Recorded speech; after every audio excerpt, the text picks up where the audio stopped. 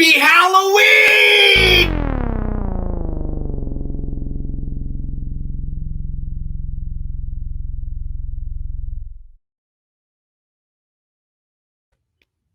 This is COFOH Live Undead. I am your host, Daniel Crozier, and I am joined by the amazing Adam Dougherty of KreatureKid. Oh, man!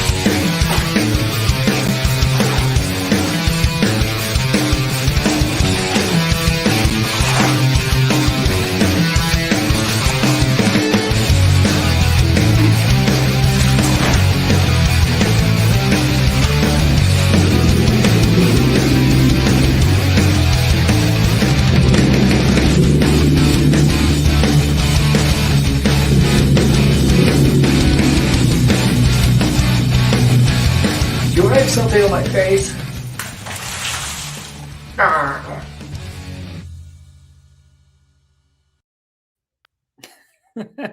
Adam, how are you? Good. I can't match that energy right now, man. You just turned it up right there on me. Yeah, sorry. You know, I'm a heavily caffeinated guy. Oh, man. Good. Wow. Happy Halloween, sir. Thank you for coming on this week. Happy Halloween. Thank you. Yeah, it's I love this time of the year. It's my favorite holiday, and especially when I get to meet new and amazing talent like yourself. Thank you. Yeah, this is the best time of year. Today was the perfect fall day. It's the best. Right. Yeah, Adam. For everybody out there that's not familiar with KreatureKid, and you have an amazing following. Can you tell us a little bit about yourself and how you got into art and developing, what KreatureKid is? All right. So the whole thing. Yes. All right. I mean, it started off. So KreatureKid was my eBay username that my mom set up for me when I was like 8. Nice. I wanted to buy monster toys, and I was like, eBay, give me eBay. eBay was like brand new. Mm-hmm. She tried to get Creature with a C, and then she was like, nah, it's taken. We got to do Creature with a K. And then it just started as that. So that was like my buying monster toys, right? And then through eBay, funniest thing, because I'd be like looking at Creature toys all day, right? That was my thing, Creature from the Black Lagoon toys. There was this dude selling Creature stuff, and he'd always photograph his figures with his collection in the background, just wall to wall, every Creature item ever. So I was like, "Oh my God, who are you?" I'm like, "What? Can I see photos of your Creature stuff?" Like freaking out as like a 10-year-old, right? Nice. And it turned out to be his name's Johnny Gilbert. He's he owns the world's largest Creature collection and memorabilia collection in Arizona. The Arizona Gill Man, people call him. And we just became like buddies. He'd send me Creature stuff for Christmas. He'd invite me to the cons. He introduced me to, Dan Roebuck, who's a great friend of mine. And just like the monster community of like, oh, there's conventions, there's model stuff. Because I've always been a model kit guy, right? So I'm always painting model kits. My dad taught me that. And the Johnny Gilbert in the early 90s, like sculpted like bobbleheads of the monsters and a few like garage kits. So he was like, dude, you're really good at doing model kits. You should try sculpting. Get some Super Sculpey, get some toothpicks, start figuring it out, right? I bet you'd be really good at it. Yeah. So he kind of like threw it out there a bit. And then one of the conventions we went to was the Imagination show in Vegas back in early 2000s. I think they were promoting Freddy versus Jason coming out soon or something, right? Nice, yeah.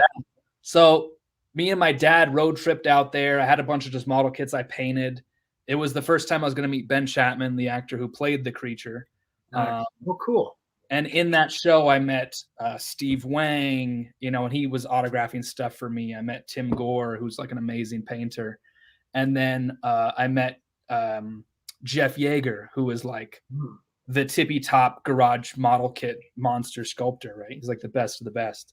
And he also encouraged me to try my hand at sculpting. Like, you're really good at painting. You should try sculpting some stuff. Yeah. So it was as a combination of that, along with my brother at the time, during like this little, me and monsters and making stuff, was a painter at Distortions Nice. here Cool. in Colorado, and he was learning how to sculpt. So he had the blocks of wed. He was learning like plaster molds, the old school Ed way, where you just do a giant full body mold that weighs 500 pounds. Right. So there was wed clay, there was calipers and some basic tools sitting there. So it was like a combination of like all these three things to where I'm like, all right, I'll start doodling with this, in the garage. And that's when I started sculpting. I was 12 when I did that. Cool. And I did I did a Frankenstein bust, and then the main one was me sculpting that creature head. Yeah, so that's me at 12, doing the creature head in the basement. I was using reference photos that Johnny sent me, Johnny Gilbert, and I was just trying to match it, right? Just trying to match the creature. And this was the first thing that, my brother helped me, showed me how to do a big stone mold on it, clean it out, get blisters, getting all the clay out of a giant stone bucket and running latex in there. And that was the first thing I ever sold on eBay as KreatureKid, was latex masks of the creature that I made. Oh, cool. So that's when it started. That was the origin story. And it's just snowballed from there. And I still just do the same. I'm just sitting here sculpting. It's miserable. It's miserable, but yeah. 20 years later, that's what it is. But yeah, you've been able to explode with your talent and skill over that time. Watching the behind the scenes videos on YouTube, it's just absolutely fascinating. Let me start sharing some of the more contemporary stuff that you guys have been producing. Yeah. Like this guy. This is the Shock Monster. This is my first. When I was 21, I moved to California. And my portfolio was all a bunch of like small scale stuff. I was doing a lot of model kits, garage kits, small scale, paint at your desk, easy to sculpt because I'm sculpting in my bedroom, right? Yeah. And when I moved out to LA, and I started as a low end dude working at Studio ADI, they were like, you should be freaking working at a toys, like Sideshow Toys or something, because all you do is tiny stuff. There's no examples of big stuff. And I was like, I know I could do big stuff. So on my off hours, they let me stay late. So I would stay late every night, and I made this 8-foot tall Shock Monster. Wow. So this was my portfolio piece to show that I can do full size. I can do silicone. I can do hair punching. I can do acrylic teeth. So this was just going like trying to prove a point that I could do this if I have this space. So this was like maxing out my credit cards to make this 8-foot tall thing to just show what I was capable of doing, which got me a full-time sculpting gig at ADI for 10 years, basically. Nice. Oh my gosh. That's fantastic. Yeah. And, I was commenting earlier before we went live, how this piece looks very painter-like, but it is very much a sculpture. Yeah. So during my time at ADI and like other shops, kind of bouncing around, ADI was always like my kind of home base. This is just my off-hour stuff. I would do the day job, which is, sculpting stuff for the movies, what they're telling me to do, sculpt a hand, sculpt a foot, sculpt a tail, stuff like that. Nice. And then on my free time is what I would be doing. This is my personal work. So this is where I'm kind of figuring out my own design sense, my own characters, just playing around with stuff that I think is funny. So this is my character Zombie Dad, which I did this full head of, and I also did a small scale full figure of him too. Yeah, I love the expressions in your work. It's so it's so well.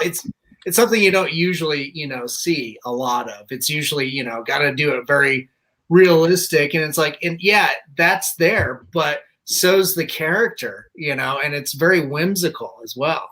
Yeah, I'm definitely leaning more on the fantasy side than I am the horror. I think a lot of people, I don't know. I try to really walk the line of something that's scary, but also something that's funny and, and fantastical. That's just what I'm into. Yeah, and I think years ago, this guy caught my eye. Puglu. Puglu from Planet P. Oh man, this thing is so fun. When I first saw it, I was like, "Yep, this is a great action figure." But the detail is just fantastic. And then I learned it was like a short film or something that you guys are working on. Yes, I got Puglu here if you want to see. Oh, nice. So this is my little puppet.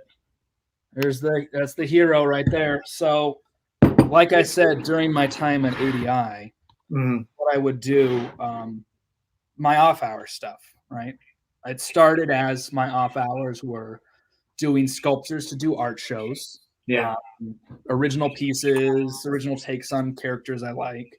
And then it just got to where it's like, all right, you did that. What do you want to do now?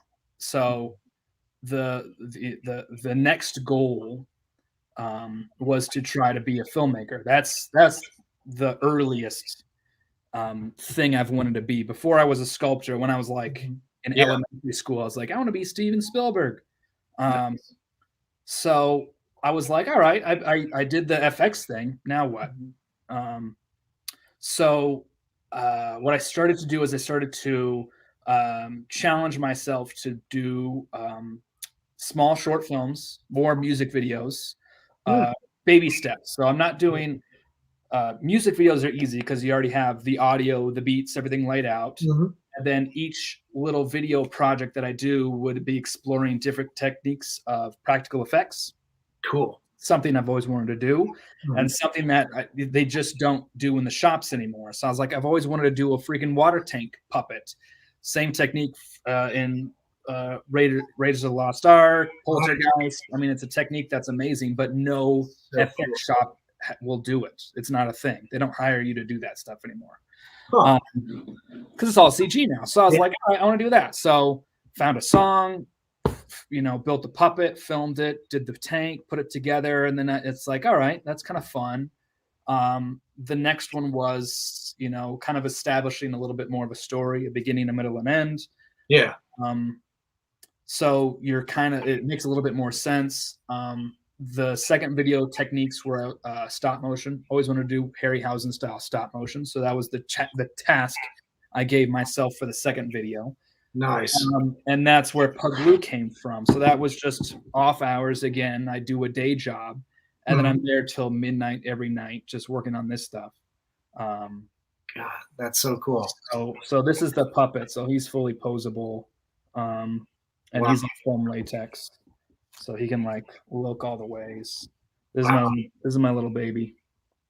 Wow, that's amazing. So you're not changing out parts or anything like you would do with a.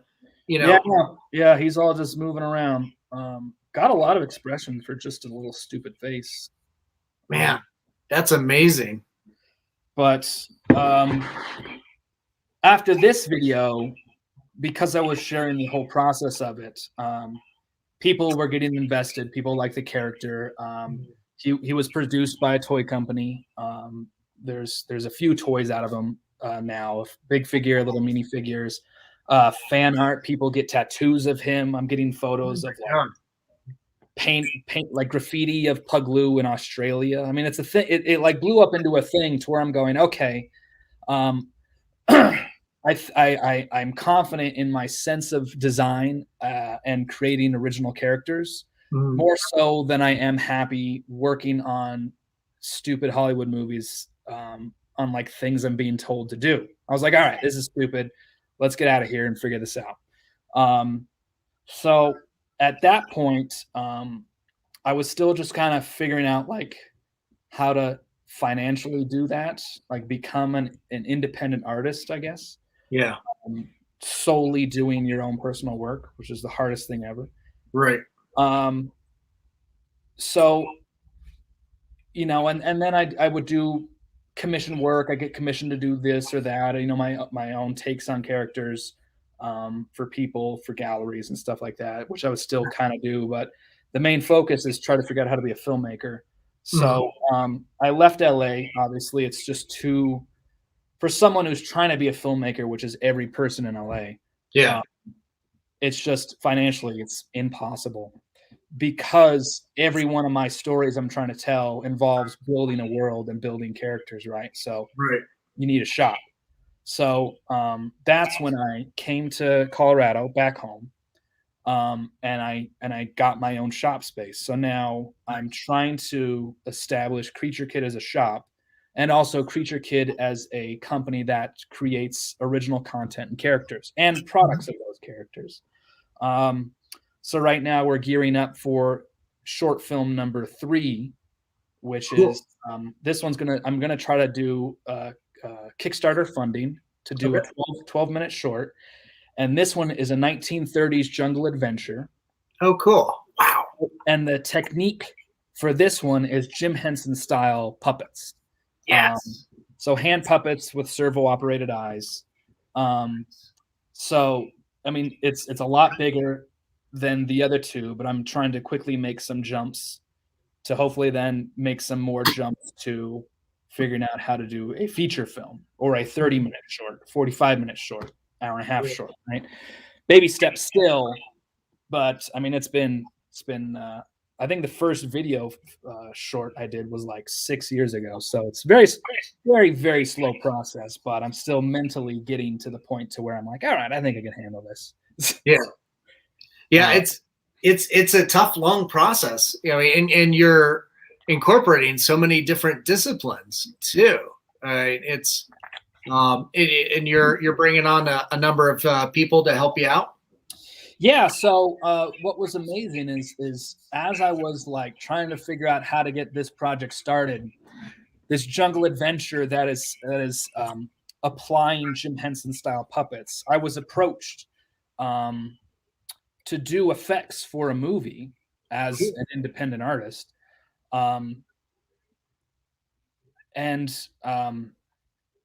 It's been crazy. So it's a feature film called Onyx the Fortuitous and the Talisman of Souls. Boom, movie poster. So what Andrew Bowser, the director and writer and star of the movie, did is he did a Kickstarter and he raised quite a bit of money for it. Cool. And he brought me on to read the script and design the main characters of the project. And since I'm now in this kick of Jim Henson puppets, obviously, since that's the next step I'm trying to learn, I pitched that to him. I go, wouldn't it be weird if it was like, what if Jim Henson did a weird horror film? Yeah. And he was like all up for it. He was like, let's do that. So I designed everything as if it was a Jim Henson puppet. So they are all the creatures in this movie are just puppeteers operating everything. The devil, or Abaddon, the demon, he's more of a devil. So this is a full 9-foot tall puppet. Someone will be standing inside of that torso, in the head and mouth. Wow. And then there's going to be puppeteers on the side operating the animatronic eyes and blinks and him looking around and stuff like that. So that is a giant devil puppet is essentially what we built here. That's amazing. Yeah, wow. Totally crazy. I mean, Andrew approached me first going, I want a 9-foot tall devil. That's a dude in a suit on stilts. And I was like, that's cool. But like, when was the last time a devil that's just a guy in a suit has impressed you since Tim Curry's Legend, right? Exactly. That's my go-to. It's always just a guy in a suit, and it looks like a guy in a suit, right? Every TV show is a devil guy in a suit. So I was like, what if he's 9 feet tall, but it's not him standing up? That's him crouched, totally alien. That's like his back in the ceiling. Ooh. That to me, even like as a kid, is terrifying. Yeah. So I was like, let's build that. That sounds fun. That sounds totally a different direction than what any other like that's what I'm trying to offer. That's what I'm trying to show here is that KreatureKid as a studio, like I'm trying to think out of the box, right? Like what's been done. Like I'm pretty knowledgeable on creatures, like movies and stuff like that. I'm always trying to keep on track on what's popular and what's not. And I just see this I see this big gap of like design and characters that hasn't been done since the 80s. I mean, you look at Labyrinth and you go, every single character in that movie is amazing, and you could make a whole movie just on a single character. And they're there very briefly, right? I would agree. Yeah, like, why does no one do that anymore? Why does it all look like stupid video game stuff? It doesn't make any sense to me. Yeah, that's one thing I've noticed about a lot of Hollywood films, whether it's the big budget superhero stuff all the way to CG horror sci-fi stuff. There's kind of a homogenization of design. Everything kind of takes away or takes elements from those original concepts, like from Alien or maybe the Predator and stuff, and it just kind of mishmashes them together, and it just kind of looks like they all came from the same planet. Yeah, it's just bad. It's just really there's no character development, and there's just no, in my opinion, originality going on anymore.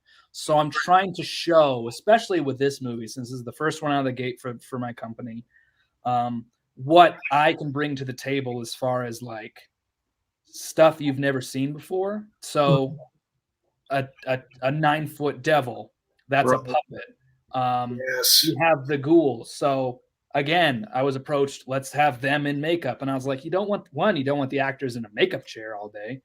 They're gonna be complaining of touch-ups, this, that, and no matter how you do it, it's gonna look like a stupid Walking Dead makeup. That's just a guy in a zombie makeup. No matter how you do it, looks like a dude in makeup.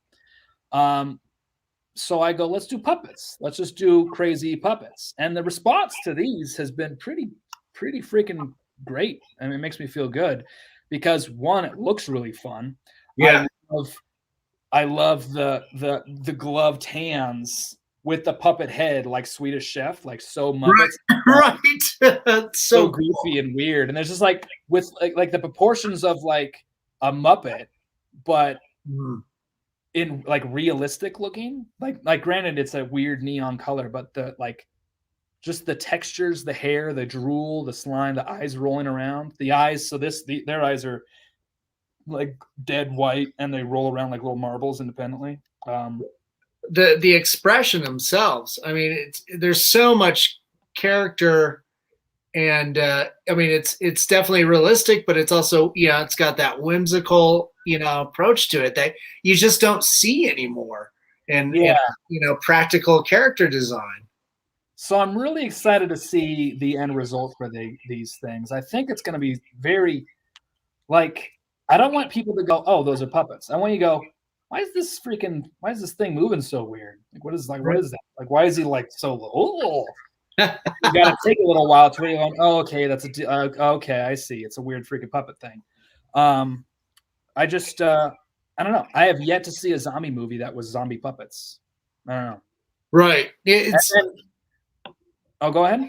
Oh, I was just saying, it's like, it's not something that, I've seen recently. I mean, it's all stuff that, unless you go see like the Muppets or Team America or something like that, you're just not going to experience it. And a lot of kids today, they're growing up without that. Yeah. And I find that really unfortunate because, puppeteering is just another amazing, level of performance instead of just the actors and the CG stuff and all that. I mean, it's, there's so much more that they could be, experiencing in that. Yeah. And then I'm also going crazy with the coloring. That was something that's developed over, like, we didn't have it in the design, but it's just, as I'm working on it, I'm talking to Andrew, just going, I think we need to go a little crazier. So the devil is lipstick red, like he's naked, lipstick red, like so stupid and weird. The ghouls are neon green and turquoise, like cool, just so so like Scooby-Doo and fun. And then the Dybbuk demon, he's one of my favorites, who I haven't really posted much about. But it's this old rustic Dybbuk box, and you open it up, and you see his like the locking mechanism is like a protruding piece of wood. And when you open it, you see that he has a wooden beak and his teeth are wooden. But he is fully rainbow, so it's every color, and then he's covered in glitter, and then he sneezes. He sneezes glitter, which is like a truth powder kind of thing. But I was like, dude, trust me. I think we need to make this demon rainbow color. Yeah. If you think it's a good idea, bro, just do it. So I'm super excited because there's never been a rainbow colored demon before. That sounds amazing. I want to see this movie now. Get going. I'm so excited for him. Just to do, something that no studio would ever let you do, because they'd be like, that's why we need to make it look like it looked like in this movie, because this movie did work, right? Yeah. They have to mute down the colors. They have to, draw in the expression stuff. Like Walking Dead, everything's gray and just bleh. So I want it to be like as so vibrant and poppy. So the ghouls, right? They're lime green, but they have orange eyes and they have purple mouths. So their tongues are bright purple. And they're like drool and slime and stuff. So, Andrew Bowser, the director, is really letting me just like go crazy. But I think from what we've been seeing online since we've been sharing everything, the response is agreeing that there is something unique happening, I think. And I think the designs are pretty solid. And I think I'm pretty confident that seeing this stuff on screen in the shoot and stuff just like is gonna be something pretty special. Hopefully, I think. That's fantastic. I am super excited for you guys, and I can't wait to see it on film. When do you have to have everything ready to go before the cameras? So filming of the movie starts in March. Okay.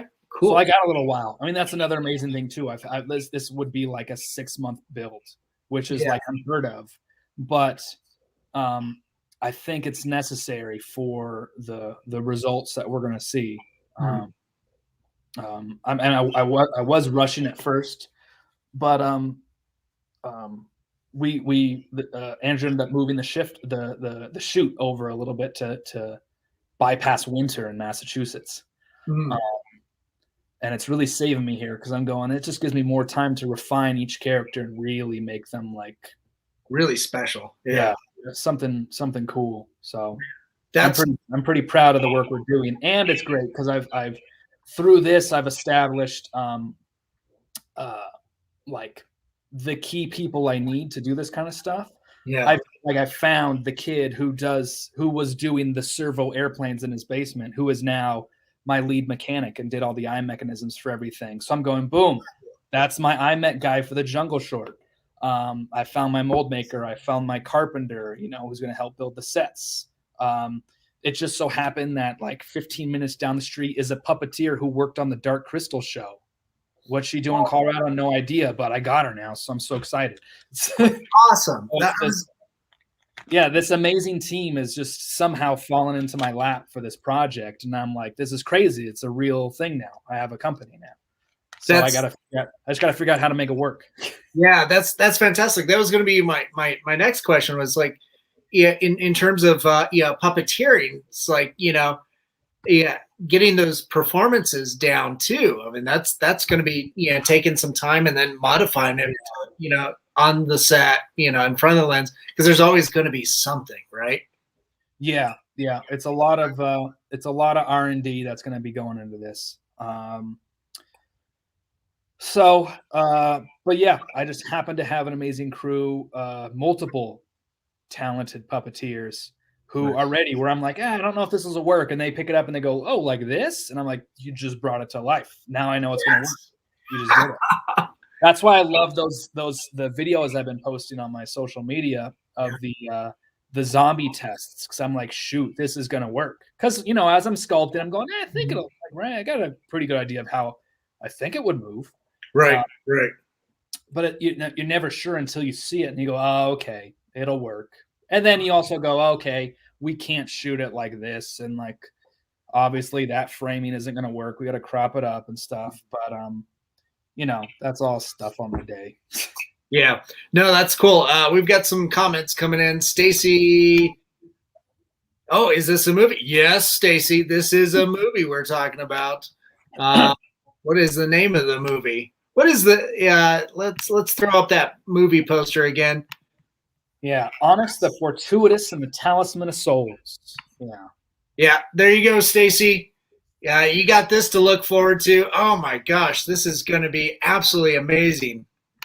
Yeah, so like the ghoul puppets are shooting in a cemetery at night, and the Dybbuk is in a room in a giant haunted mansion we're filming at. I mean, it's the opportunity of a lifetime, just as a special effects designer. A spooky house with demons and monsters. I mean, that's as good as it gets. And surprisingly, you don't get that very often. No, it seems to be really rare that you see like a project like this come to fruition. We've been without it for such a long time until the last Dark Crystal TV series on Netflix. I mean, you still get like the Muppets, but that's kind of that's Disney. Yeah. But to scale it up to that type of level, like Labyrinth and all those, I mean, it's absolutely fantastic. There is one horror movie that did come to mind, Thanksgiving. I don't know if you ever saw that, but it was yeah, it's a friend of mine did that, Mike Downey and his brother, and it's a little indie cult classic. I think you can find it on some streaming platforms, but it's this like a turkey from the future that's going through time and going to all these different locations, trying to stop his Terminator self from existing or something. I know I'm misinterpreting that film. It's a huge acid trip is what that movie is. Interesting. Yeah, but it's a little bit smaller scale than what you guys are attempting, but yeah, they were able to just figure out doing hand puppet stuff and some minor rigging, and did this gonzo awesome horror puppet film. That's awesome. I mean, what Andrew's letting me do as far as putting my fingerprint on his project is unheard of. And already as a company, there's a few other projects, but none of them are like, here's the story, you just do your thing, right? Yeah. You invent something new. A lot of the times it's like, I got an idea, I want it to be this, I want it to be that, and you go, okay, well, you just took half the fun of it away, right? You're telling me what to do. Right. So I'm really trying to get this to help show off what the company can do, and then I'll try to show off what I can do as a writer, and as a storyteller to do the stories I see are lacking. I mean, Andrew's story is amazing, and the characters I'm so proud of. But a project like that won't come along again for a while. Mm-hmm. So you got to build your own project. So that's why, like what Jim Henson would do with a horror 30s jungle adventure short, or I have a whole bunch of projects I want to do that are in the vein of original creatures, original stories, and stuff that I just see lacking, or just stuff that there's room for in this kind of things. So that's kind of because I'd love to just be Adam the filmmaker, and I also have KreatureKid that just does the effects for the films I'm doing, right? That's a perfect world right there. Just like how Jim Henson was directing these movies, and he had the Jim Henson Creature Shop, so he was overseeing the building of stuff, and then he would go and he'd be directing it all, basically. That'd be ideal, of course. Yeah, not unlike Peter Jackson and Weta Studios. Yeah, exactly. Yeah, coming up together at the same time. Yeah. I mean, even Guillermo, he was an effects artist before, and he established that to get buddy with the filmmakers and stuff, you know. That's so cool.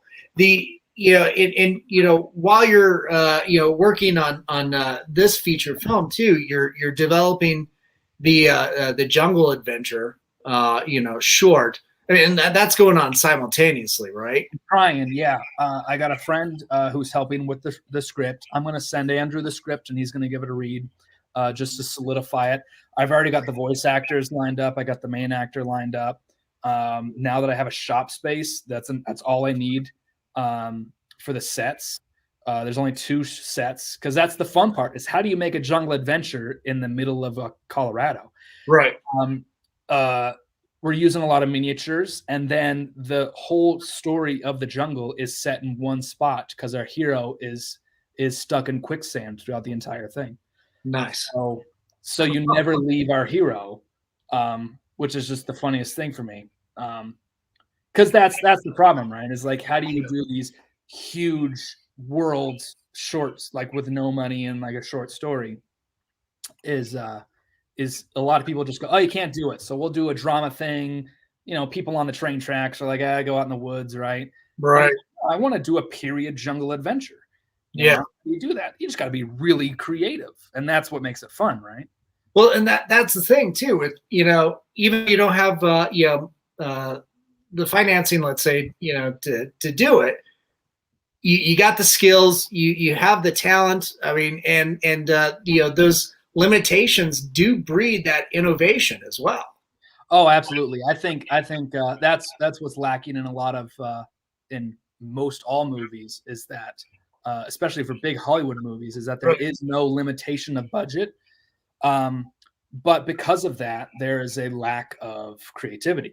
I mean, you watch Evil Dead when they had no money at all, and it's like the most amazing movie and creatively like inspiring. Yeah. And that's, I mean, the stuff we're doing for Andrew's movie, for the budget of his movie is ridiculous. But I'm going all out because I just want to show what can be done with a minimal amount of money with creativity turned on max, Yeah, most definitely. Now, along with KreatureKid, you were talking about like doing products and creating these worlds and stuff. So along with Pug Glue, you guys did some action figures and some statuettes and stuff. Can we expect more stuff along those lines coming from KreatureKid? Yeah. So that's what's so cool too is that I as all this crap I'm trying to do, I also make products. So I've already got the Kickstarter perks made and lined up on a shelf for the Jungle Kickstarter. Cool. I have the joke of the thing is because I'm trying to throw Pug Glue in every project I do. So Pug Glue is in Onyx the movie.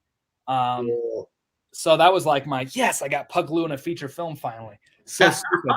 And then the Jungle Adventure is the golden Pug Glue idol. So it's my Ancient Aliens Pug Glue, just showing he's been around forever. So I have like 100 mini Pug Glue idols already made. And then the main key things for the Jungle Adventure is the talking shrunken heads. I've done a few of before, but these are the Abbott and Costello constantly bickering shrunken heads.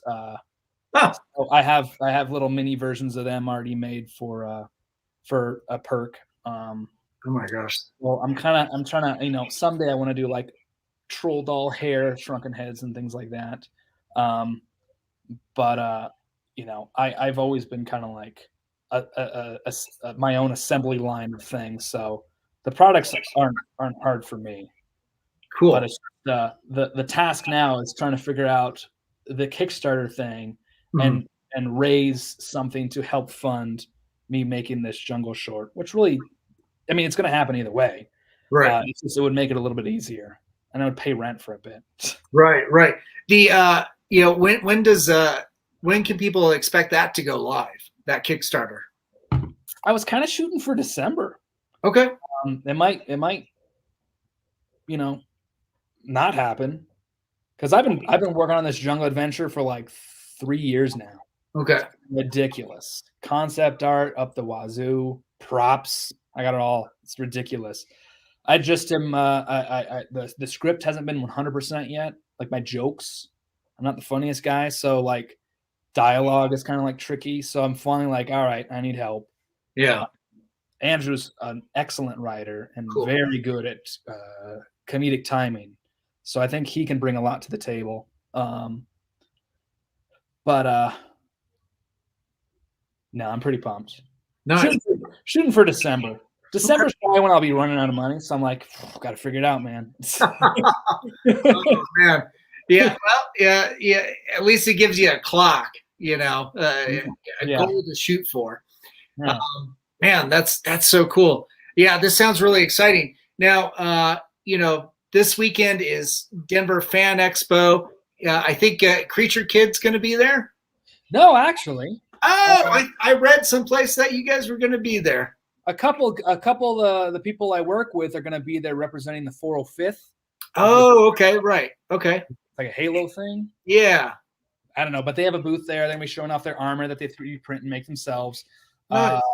I'm trying to encourage that. They do that here, so they've been like working on their armor and like farting around out there with it. But no, I've actually never been. Sounded cool. Okay, cool.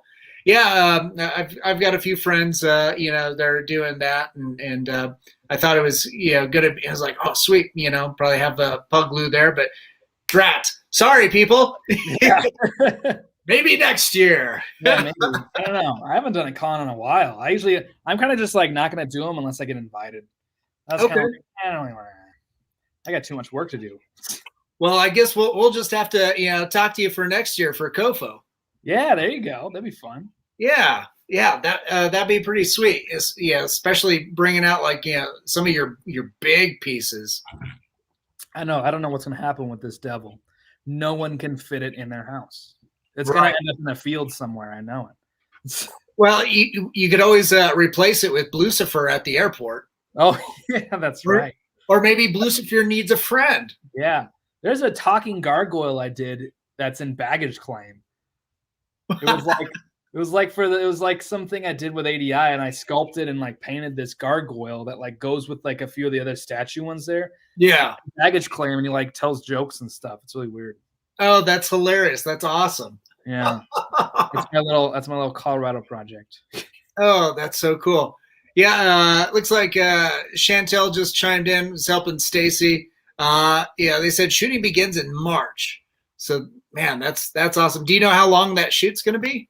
I think it's 3 weeks. I think puppets are only planned for 10 days. I think is what we get. Okay. So that's like we're in, we're out, puppet every day. Wow. Is that going to work out? Because I keep hearing these stories on puppeting or puppeteering. Well, that's what's surprising is you look at what we're building and you go, whoa, shoot, big puppet movie. But right, I don't think a puppet plays for more than 3 minutes. Honestly, no kidding. I think it's all very brief stuff, just little exchanges here and there, and then you get a sweet taste of these creatures, and then you leave going, man, I wish I want to see more. Yeah. Because nothing's worse than when you're just falling and you're like, this is stupid. This is way too much. I'm seeing too much of these things. So like the devil character, Abaddon, is very vague, very kind of hard to see. A lot of silhouettes, a lot of dark lighting. Okay. Very creepy and ominous and stuff. I mean, I think almost everything in there is pretty much like that. Very specific shots. I've been fortunate to creature, like we're doing all the storyboarding in house of the puppet stuff. Okay. So we're setting up how the shots need to be for a lot of these things, which is cool. And then sending that to director to be like, all right, we got to do this. Is this kind of what you're thinking? Because this is what we can do with the puppets. Yeah. And back and forth on like, oh, I want this to happen and that to happen. All right, well, we got to figure out puppet wise how that's going to work now. Nice. So that's been really cool. So I'm trying to be a one-stop shop for writing, storyboarding, right? You film miniatures here, just do it all. Yeah. I live here. It's fun. It's what it is now. That's true. You haven't really seen outside light for a little while, huh? I know, right? It's terrible. Yeah. Stacy chimed back in. Yeah, love the Jim Henson stuff, of course. Yeah, it's as good as it gets. At least when Jim was around. Yeah, and then Calvin, he's another local filmmaker too. Hey, love your work, man. Thanks, Calvin. Yeah, he's that's the way to do it. Can't wait to see it. Nice. So, I think what you are doing is incredibly inspiring, especially for young filmmakers, young artists. It's like, hey, this is what it takes to really do your art as a business, as a way to make an ends meet. Yeah, no, this is the hardest thing ever. I've told everyone I've hired that I don't know what I'm doing, and they quickly learn that that was true. I don't know what I'm doing. I obviously need to hire an accountant at some point. Right. But I don't know. It's working out too well to where I'm pretty sure it would work out. It's like this is oddly going well. I mean, the response just online of people viewing things has been amazing, but then it's like the response of the people that I didn't know were watching who were. I mean, Mike Dougherty hit me up and he stopped by this weekend and was like, I want to see what you're making. Oh, cool. Like, that's the craziest thing ever. What are you doing? That's so sweet. And I'm like, you're watching this thing happen? That's crazy. So now I'm going like, who else is freaking watching this? It's reassuring what I'm doing. Because half the time I'm like, am I stupid? Is a rainbow demon the dumbest thing ever? But then I'm seeing people reassuring me where I'm going, okay, I think you're right. I think it's onto something. Because for so many years, right? Like just working for anybody, you're always going, no, that's not right. No, do that. No, take it back. You're going a little too crazy there, right? So now I'm going, oh shoot, yeah, I know what I'm doing. It's just something different and new. So I really think I have something I can offer as far as new creatures in the horror world and stuff like that. And that's what I want to do. Pug Lou has kind of like shown me, like, here's a character I'd made. Oh, people love it. That's weird. Yeah. What are people going to love from this? I really want to just see the Shrunken Heads brought to life. That's just something that's been bugging me forever. Right.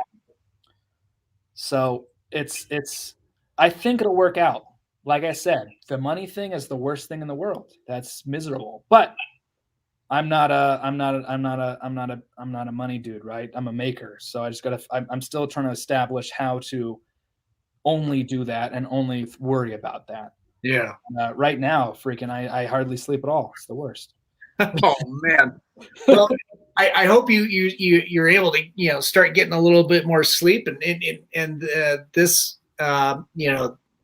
these projects bring you more work. Keep that machine going.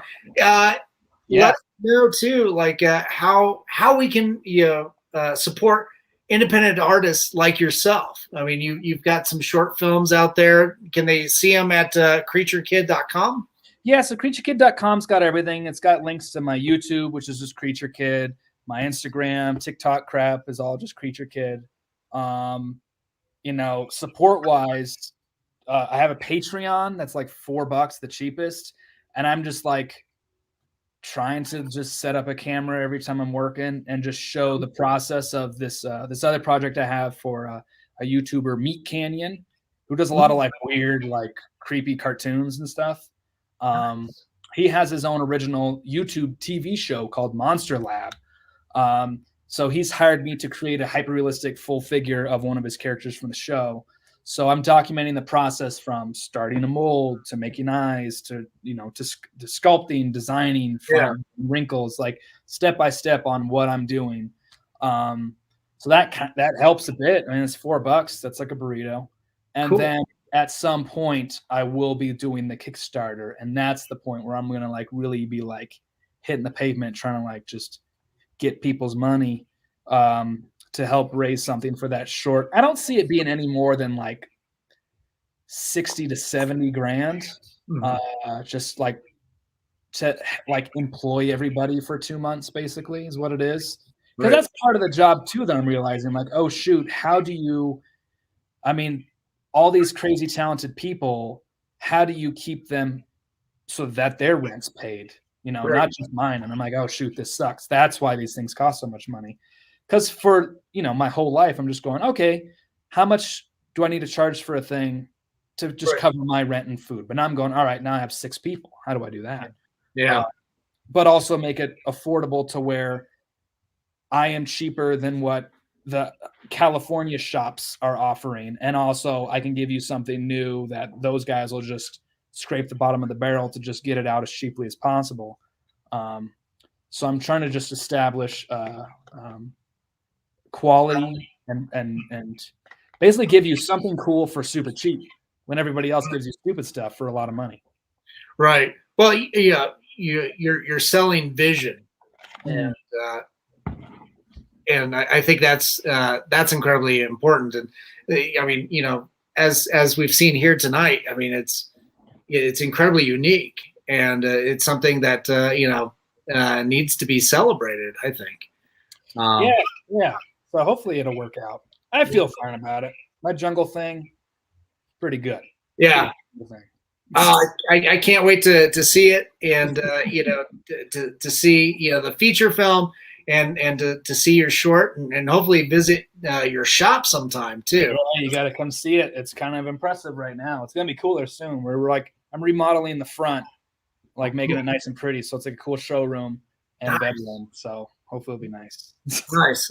That's awesome.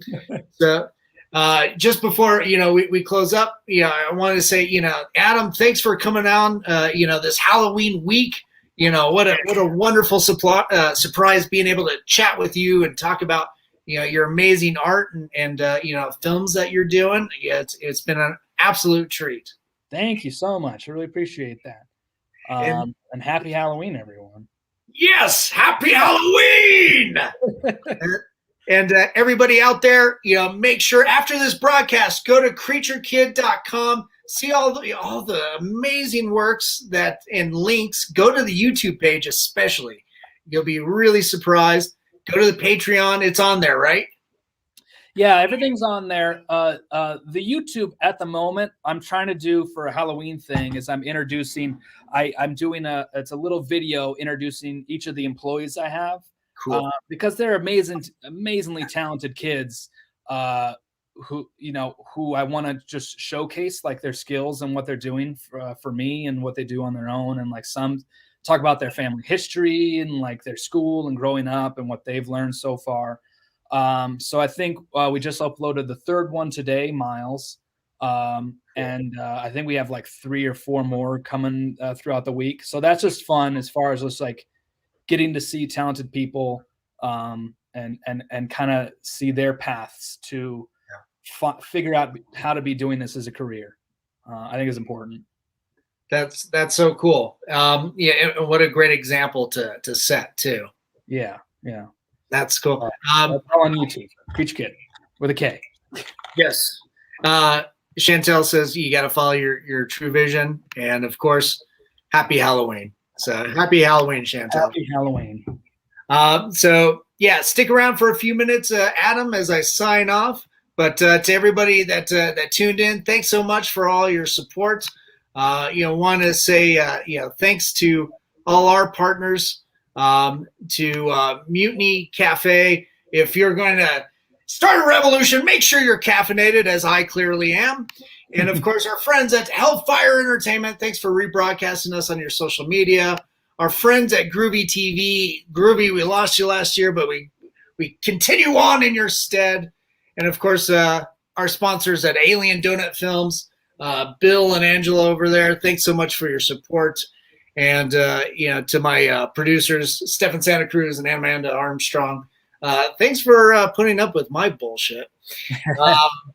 And of course, Adam, again, thanks so much for coming on, sir.